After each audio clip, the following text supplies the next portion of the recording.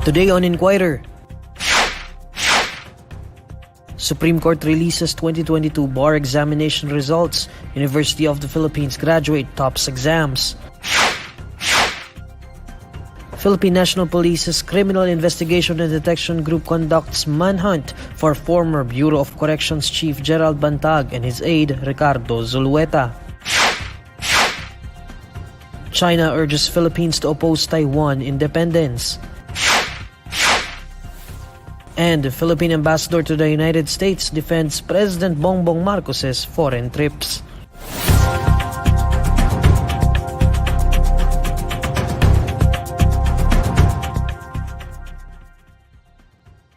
Good evening. The Supreme Court has released the results of the 2022 bar examination. Here's our report. Amid the unpredictable weather, the 2022 bar examinees and their families patiently waited outside the Supreme Court in Manila for the results. For them, this might just be one of the most important, if not the most important days of their lives this year. Once the results were announced, emotions started streaming.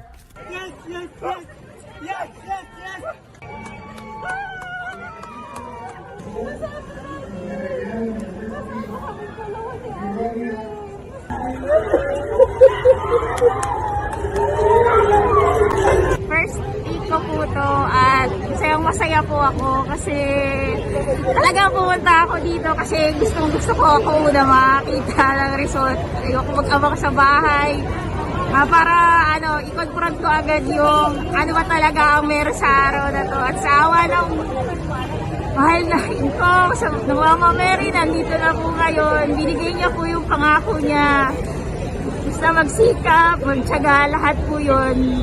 May kapalit po lahat yun. May kapalit po yun na biyaya. Sobrang saya, tsaka relief talaga. Sobrang thankful ka lang sa mga parents ko kasi sila yung reason kung ba't nandito ako ngayon. And without them, I wouldn't be here. So, I'm just thankful right now. A total of 3,992 out of 9,183 or 43.4% of examinees passed the 2022 bar examination. The 2022 bar examination is the second one conducted under the shadow of the COVID-19 pandemic. Czar Matthew Gerard Torres Dayday from the University of the Philippines topped the exam with a rating of 88.80%. I mostly prepared really by studying every day. I think I stuck to my calendar. I made sure that when I'm studying, like before I started really preparing or studying for the bar exams, I made sure to prepare a calendar first, like lay out by what time or by what date I should have finished with this subject and started with this subject and so on. And mostly, I think what helped for me was really studying with my friends. I have this group of 3 friends that I really study with every night. The top 5 examinees with the highest scores all came from the University of the Philippines. Associate Justice Alfredo Benjamin Caguiwa says oath-taking and roll signing of successful examinees would be on May 2, 2023.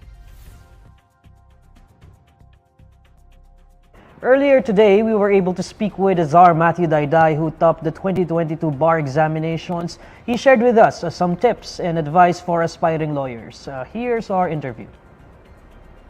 Joining me this afternoon is the top-notcher, no less than the top-notcher of the 2022 bar examination, Czar Matthew Dayday. Matthew, how are you doing? How are you feeling right now? I'm feeling really good. Yeah, I think it's still a bit of a shock at this point. Mm-hmm. I guess the question is, how did you prepare for this examination?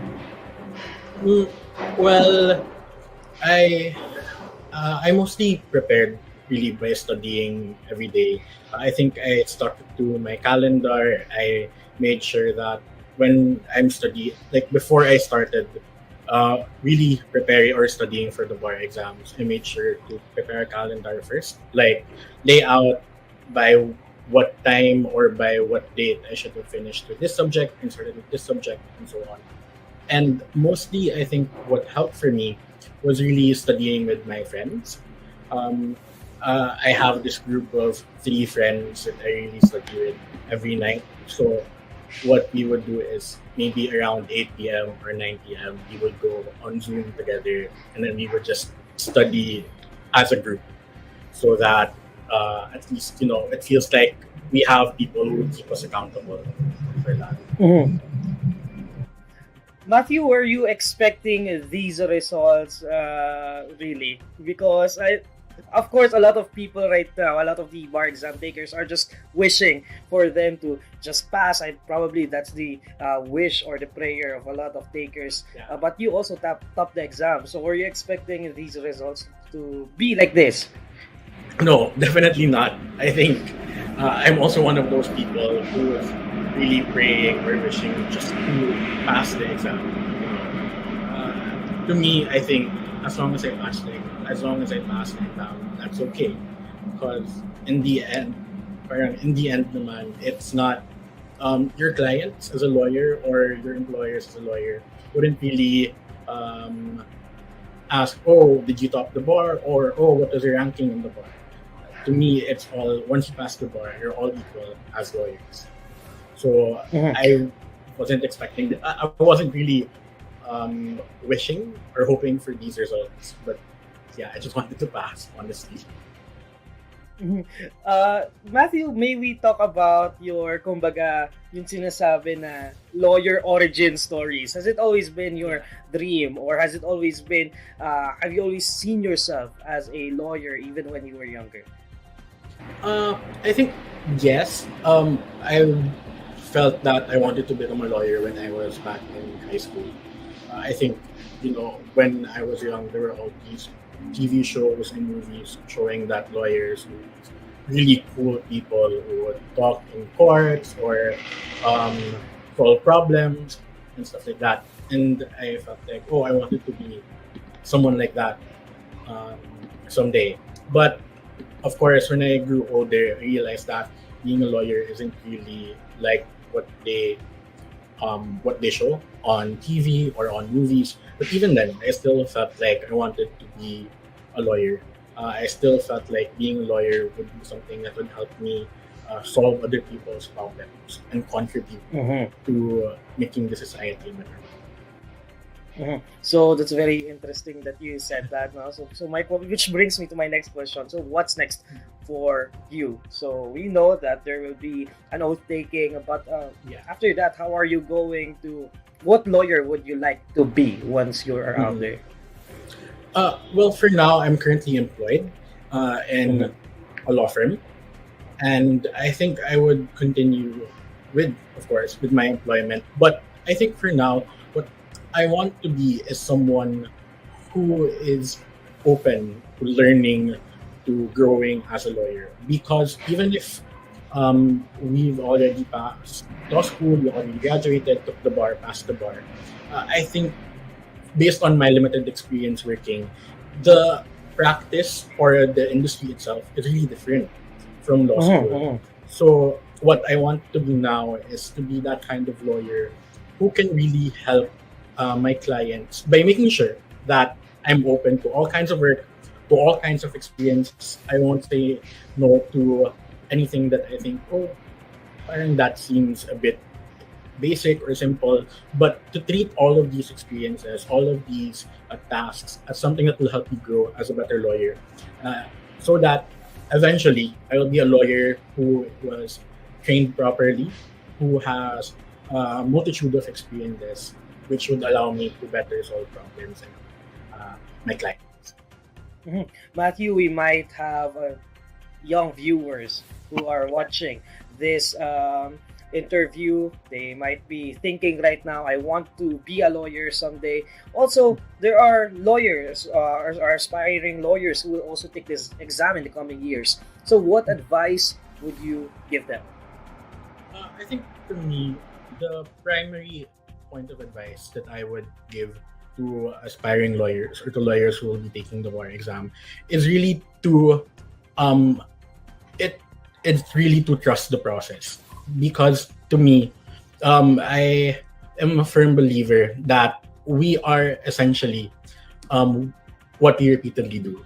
So, all of the small things that you do every day gradually accumulate. And the results are simply what happens because of the things you do every day. So I would advise these aspiring lawyers or these young people to really work hard, to be open to different experiences, to have that curiosity and that eagerness to learn, to know, and to always ask questions, to always be inquisitive. Because to me, being a lawyer means that you're always going to be asking questions, you're always going to be learning. So, yeah, it's. I think the best advice I could give is to always be open to learning and growing as a person, because that's really how you become the best version of yourself. That's a very good advice. Always ask questions and always be open to learning. So, from the INQUIRER.net family, we would like to congratulate you. We're looking forward to what's next for you, Matthew, and we would like to congratulate, of course, everyone who passed the 2022 bar examinations. Thank you, Matthew. Thank you very much. President Bongbong Marcos says the National Food Authority should increase the rice buffer stock, which is currently too low. The president says the NFA should increase its buffer stock to last for at least 9 days, adding that the government will also determine if it needs to import rice. Magpaplano kami kung kailangan mag-import, kung kailangan magparami ng buffer stock sa NFA dahil masyado nang mababa. Yun lang ang nakita namin problema, mababa ang buffer stock ng NFA. Kailangan bumili yung NFA para umabot siya ng at least 9 days na buffer stock.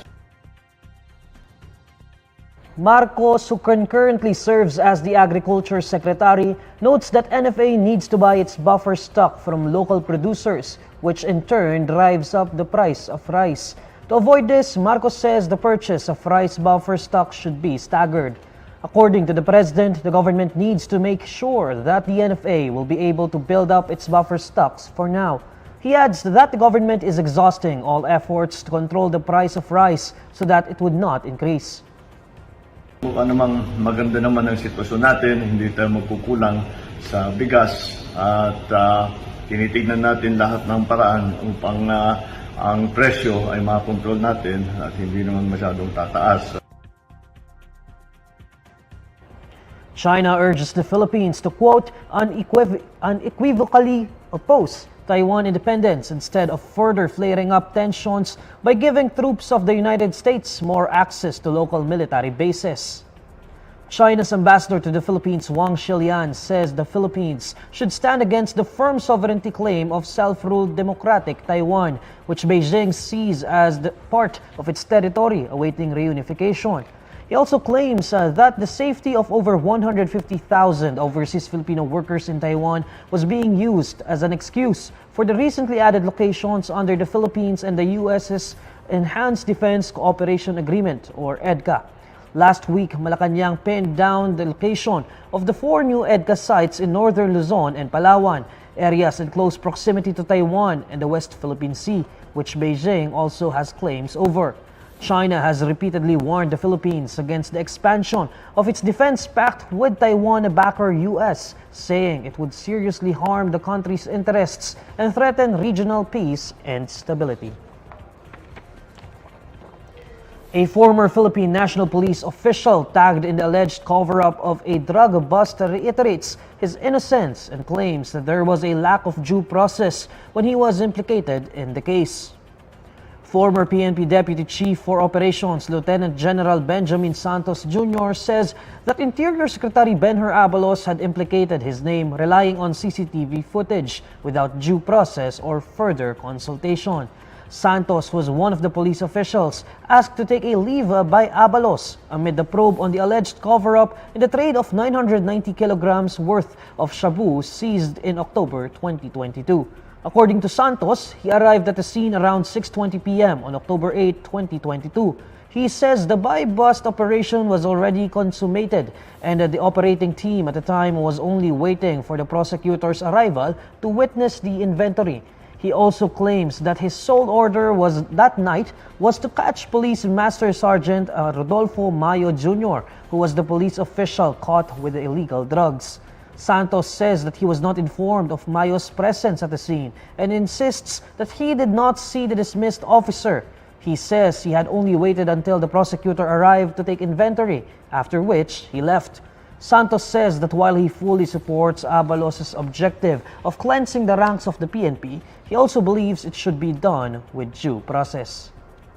As public officials, it is our duty to uphold due process and protect the rule of law, as well as to try to put an end to misinformation and disinformation. Otherwise, in our fight against monsters, we risk becoming monsters ourselves. Next on Inquirer today, Philippine National Police's Criminal Investigation and Detection Group conducts manhunt for former Bureau of Corrections Chief Gerald Bantag and his aide Ricardo Zulueta. Philippine Ambassador to the United States defends President Bongbong Marcos's foreign trips. And South Korea is top source of tourists in 2023, according to the Department of Tourism. This is Inquirer Today. We'll be back shortly. Losing a fur baby may be one of the most painful moments for a fur parent. To ease the grieving process, a toy maker found a way to immortalize the memory of beloved animal friends. My name is David Tan, and I'm the founder and CEO of Pangatedi, based here in Pampanga, Philippines. In 2019, David himself experienced the grief of losing a pet. When his dog Fusion passed away, The idea of creating plush animal clones actually came when my dog, I used to have a golden retriever, passed away. And after it passed away, I had this thought of, how can I have a remembrance of my pet? I only had pictures. Since I own a plush toy factory, why don't I try making an actual, realistic replica of my dog? aside from his pet, one of David's motivations in being a toy maker is his newborn. Plush toys is something that I've always had an interest in, and I have a new baby boy, and that also is an inspiration for me, because I want to make some toys for him. David's lifelike plush clones are made from various materials. He uses different types of synthetic furs, fabrics, and other accessories to make the replicas come to life.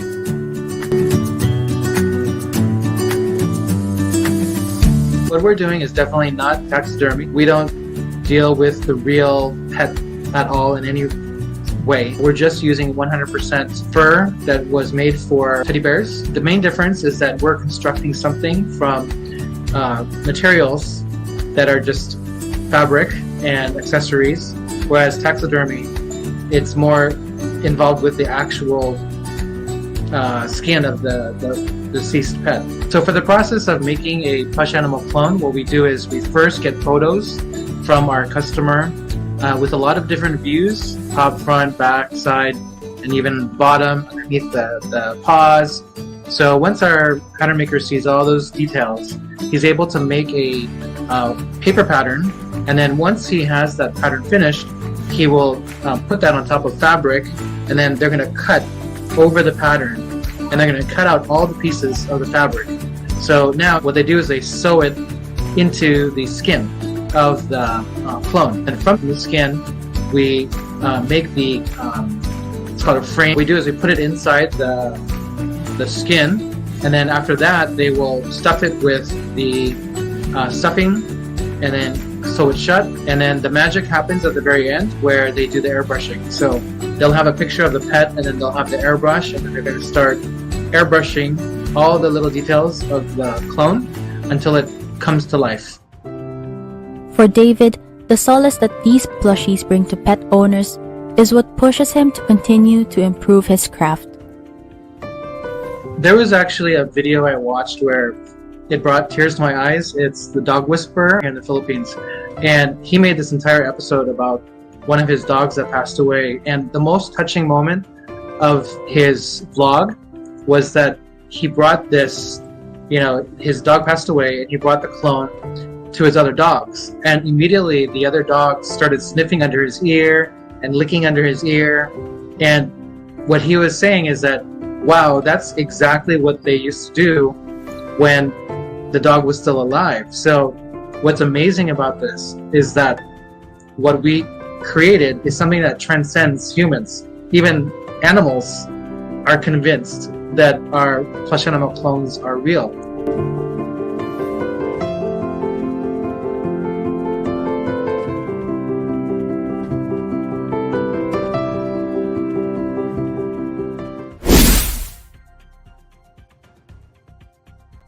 The camp of Negros Oriental Representative Arnolfo Teves has asked the Department of Justice to dismiss the illegal possession of firearms, ammunition, and explosives filed against him.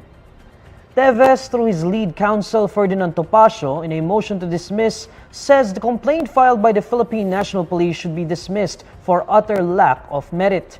The complaint was filed by the Criminal Investigation and Detection Group following the simultaneous implementation of search warrants in the properties owned by the lawmaker. But during the March 14 preliminary investigation, the prosecutor gave the police up to March 29 to submit additional evidence to boost its case against Teves. On March 29, the police submitted a certification stating that the fragmentation hand grenade is in good condition, while one of the firearms is registered under Jose Palo Guimarangan, Teves' a co-respondent in the case. Topacio said despite the opportunity given by the prosecutor, the police, quote, miserably failed to prove the element of possession. Last month, prosecutors dismissed one of the 8 complaints for illegal possession of firearms against Teves. However, he still has 7 more complaints for illegal possession of firearms and explosives before the DOJ. The Criminal Investigation and Detection Group says it is conducting a manhunt operation against former Bureau of Corrections Chief Gerald Bantag and his Deputy Security Officer Ricardo Zulueta. CIDG Police Brigadier General Romeo Caramata Jr. made the order Thursday after the release of an arrest warrant against Bantag and Zulueta for the death of the alleged middleman in broadcaster Percy Lapid's killing. Karamat also ordered the creation of tracker teams which will focus on the case buildup and operational research to determine the whereabouts of Bantag and Zulueta. Bilibid inmate Cristito Palana Villamor or Juna Villamor, the alleged middleman in Lapid's slay, was identified by confessed gunman Joel Escorial as the person who hired him to kill Lapid. Barely a week after that revelation, Justice Secretary Jesus Crispin Remulla said Villamor had died. Philippine Ambassador to the United States Jose Manuel Romualdez defends President Bongbong Marcos' string of foreign trips less than a year since assuming the presidency. In a television interview, Romualdez says the president's foreign trips are important, noting that they are the only way to tell the world that we're on business. He recalls witnessing how effective it is when a chief executive travels to other countries when he joined former presidents Fidel Ramos and Noynoy Aquino during their business trips abroad. A slew of criticisms had been thrown at Marcos for his many foreign travels, but he has since defended himself as he argued that the Philippines would need to introduce itself to potential investors abroad. His 9th and the latest official overseas trip since assuming the presidency was for a 5-day state visit to Japan last February. Marcos is set to fly to Indonesia in May for the Association of Southeast Asian Nations or ASEAN Summit. This after he and First Lady Luisa Araneta Marcos attend the coronation of King Charles in the United Kingdom. South Korea is so far the Philippines' top source of tourists this year, according to the Department of Tourism. Tourism Secretary Cristina Frasco says South Korea has overtaken the United States, which led in terms of foreign tourist arrivals to the Philippines in 2022. Frasco reports that as of April 14, the Philippines has over 1.5 million tourist arrivals, with Koreans as the top source market.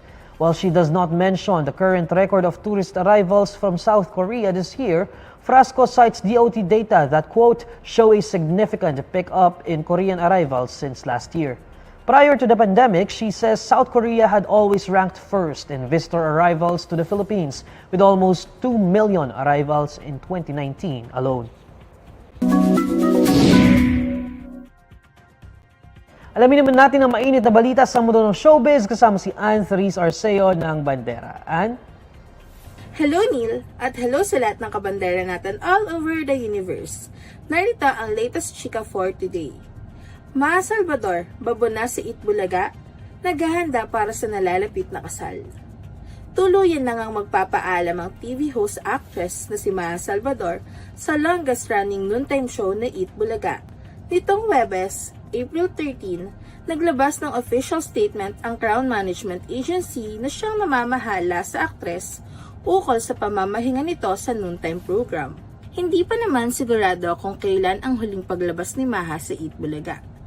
Matatanda ang unang inanunsyo sa publiko ni Maha ang nalalapit na pagpapakasal nila ng kanyang fiancé na si Rambo Nunez Ortega noong February sa kanyang naging interview sa Fast Talk with Boy Abunda. Matapos ang announcement ng talent agency ni Maha, ay marami sa mga netizens ang nag-aabang kung tuluyan na rin bang magpapaalam sa Itbulaga ang kanyang kaibigan na si Maine Mendoza. Tulad kasi ni Maha, nakatakda na ring magpakasal si Maine sa kanyang fiancé na si Congressman Arjo Atayde sa darating na Hulyo. Kaya naman abangers ang mga netizens kung ano nga ba ang magiging plano ng dalaga. Anyways, congratulations and best wishes sa inyo Maha and Rambo! At yan nga ang latest chika for today. Tutok lang sa bandera para sa mas may init na pasabog sa mundo ng show business. Maraming salamat Neil! Maraming salamat, Ann. And these are the stories you need to know today. I'm Neil Mercado. Catch Inquirer today live weekdays at 6 p.m. Follow INQUIRER.net on Facebook, Twitter, YouTube, TikTok, Instagram, and Reddit. For more stories, visit INQUIRER.net. Good evening.